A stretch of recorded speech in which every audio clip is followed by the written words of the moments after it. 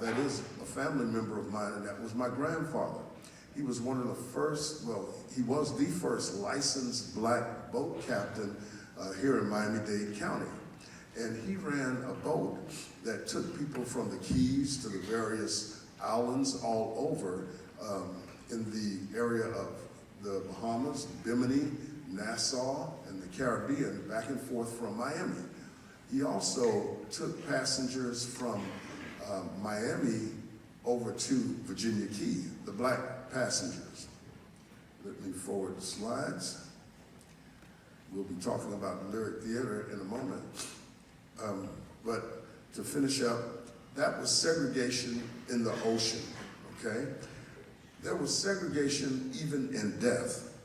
Now, what I mean by that, many of you may be aware that there's the oldest cemetery in Miami. It's called the City of Miami Cemetery. It's located on Northeast 2nd Avenue and 18th Street. And in that cemetery, you will find buried, and they used to do tours of the cemetery. I think they still do that. Paul George, Dr. George, takes people through the cemetery. You will see the graves of Julia Tuttle. You'll see the graves of Mary Brickell. You'll see the graves of John Sewell, some of the important people that were instrumental in the founding of Miami. Now, that graveyard is segregated in that you have blacks which are buried in the southeast section only. That's the only place a black person could be buried. You have Jewish people who were buried in the northwestern section of the cemetery. Only Jewish people could be buried there. The rest of the cemetery is where the white Protestant American Anglo-Saxons are buried, such as Brickell, Sewell, Julia Tuttle, and people of that era. Just as a side fact, I'd like to mention that that my mother was one of the last people to be interned in that cemetery. Both my great-grandmother and great-grandfather, because of their history as a pioneer in Miami, and they were all buried in that segregated section of the cemetery.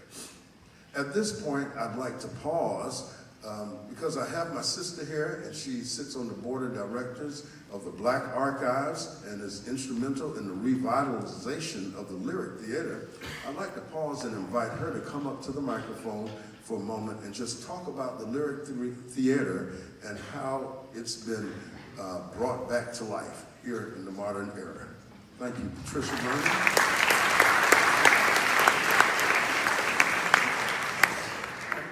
Good morning.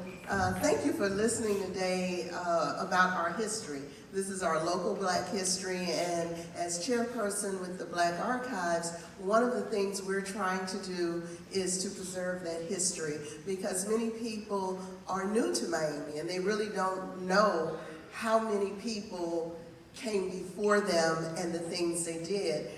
My brother mentioned that our family has been here since the late 1800s, and many of the men in our family were stonemasons. So many of the buildings, some of which still stand and are on the National Historic Archives, such as the Ward Rooming House, it still stands today. It has been restored due to the efforts of the Black Archives and the Lyric Theater, because that was considered an historic place, and our grandfather and great-grandfather were instrumental in building that building, among others, here in Miami-Dade. When you go through Overtown now, you see other historic places which will come up on the slides, and some of those have been preserved, once again, due to the efforts of the Black Archives. But that way we're able to keep some of our history still alive, although those who were very instrumental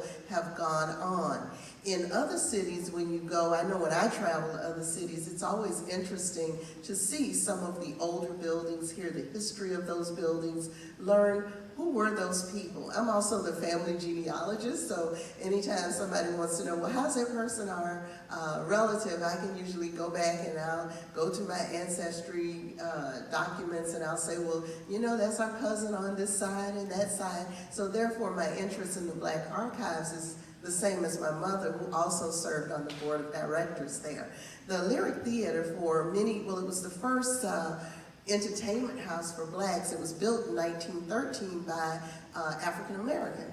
And he built it because there was nowhere else for people to go for, of color to go for entertainment.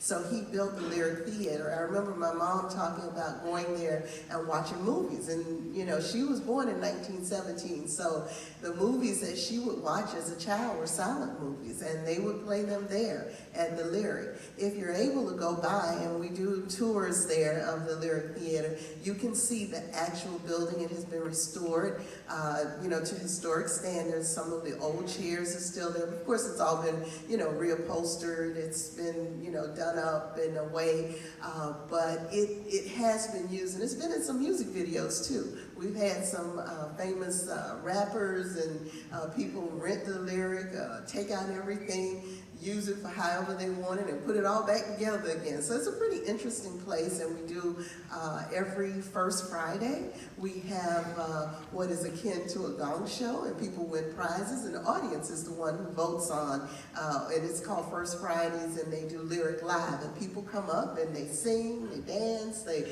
perform, things that people did back in, I think in the Harlem Renaissance days. And so we do that there, and it's very successful at that point. But the important part of what we do is preserving the history of Black Miami. Some of the things that my brother spoke about, that's what's there in the Black Archives. We actually have some monuments there that are a little bit scary. We have an actual Ku Klux Klan cross that was burned, and we have it there because people can't forget the past, or we dare repeat it. So we do have those things there so that you can see things that have happened in Miami, because we grew up here and we know of it. We know about the, you know, the colored bathroom, white bathroom, and as a kid wanting to know what that was all about, and you know, different other things. You couldn't eat in restaurants. You could only go to the window and order. And one of the things my father was from Jamaica. Well, he was not accustomed to any of that, because in Jamaica, everyone could go. It didn't matter what color you were. So to him, it was like culture shock. He comes to America, he marries his family, and all of a sudden he's told, you can't go there because of the color of your skin. So imagine, for him, this was terrifying. He just couldn't understand, how can people live like this? And you know, when it was explained to him, it's an entire country like this, it just was beyond imagination, because the way he grew up in Jamaica, if you wanted something from the store, you went in, you tried it on, you purchased it. And I remember he would get at my mom if she bought something from Birdeyes, because he remembered the time when if you bought it, if you tried it on, you bought it. You could not, as Tony said, you could not return it. You had to keep it. So he very much was very upset about the whole Jim Crow situation. You want me to talk some more? I told him, don't give me a microphone. I'll stand up here and talk all day. Thank you very much, Patricia. I'd like to pause at this time. I see we have joining us here one of our faculty members from Booker T. She has been very instrumental in moving this school to the level that it is now. Her name is Miss Cynthia Cowles. Ms. Cowles, would you please stand up and acknowledge the crowd? Thank you. As I said, Ms. Cowles has been very instrumental. She's our school counselor, but she does more than just counsel students at school.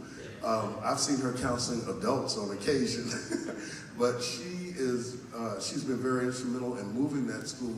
I believe when she first came, we were a D school, and we're now 3 points away from being a B school. So, thank you, Ms. Cowles, for joining us.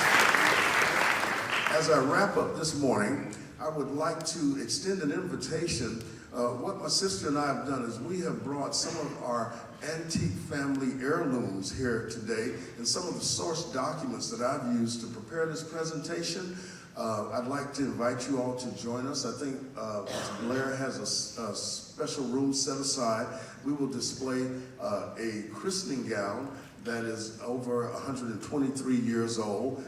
That's a part of our family history, has been passed down, and all of the female women in our family, starting from our grandmother, grandmother has been christened in this gown. And so we have that for display this morning. We also have the ship's manifest. I told you my grandfather was one of the only licensed black ship captains here in Miami-Dade County.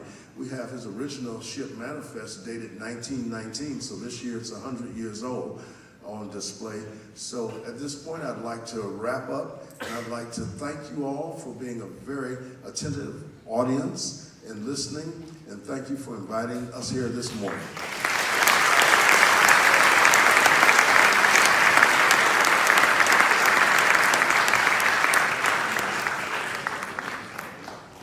Mr. Jennings, you'll be in the pagoda if you want to talk with him more during 4A, and you guys are dismissed.